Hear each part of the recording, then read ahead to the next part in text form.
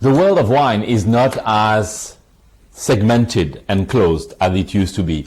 And we can look at winemakers becoming sommeliers, sommeliers becoming winemakers, MWs becoming winemakers as well. It's a new fashion. So why not sommelier? And Joseph Tongai Dafana, he started in the Swartland, in Ribet-Castel, working as a second hand in a restaurant. And now he's one of the most famous sommeliers we have.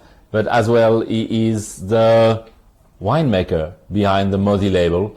And in this Mosi label, we have a Chenin Blanc 2020, grape from Ribet-Castel, but appellation Swartland. What do you think of it, Kathy?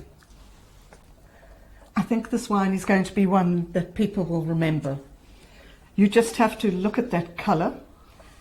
For a 2020, it's showing quite darkly in the glass, but it's got this lovely luminescent, which suggests that it's still going to be fresh and interesting. The nose is white peach, some of that pear and some earthiness. And then on the palate, it's got this lovely full-bodied character.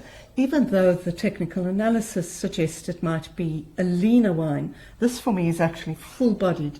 But what you're also going to remember is that thing that makes this wine so interesting for me, is that beautiful quince character on the palate. Adds a subtle flavouring, but then it brings to the table a little bit of bitterness that just lifts the finish and extends it. So it's quite an interesting wine, and one that I really enjoyed tasting. It's very interesting because on that wine, yes, you have some bottle maturation. It's a wine that has been in bottle probably for a year now. So it shows some developing complexity, and you can have some hints of spices somewhere. But I agree with you. The quince, and I know quince is not the most common fruit you find, and even if you find it, people are scared to buy it because it's not a fruit you can just bite into. It's not a fruit that you can just enjoy. Sometimes you have to cook it. It's fairly but you have this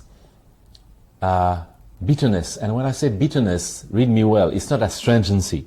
It's bitterness that is just uplifting the flavor profile and helping the wine. And to identify this wine blind, clearly this quince and quince skin flavors is what you need to look for. A beautiful wine from the Swartland where Chenin is the king somehow.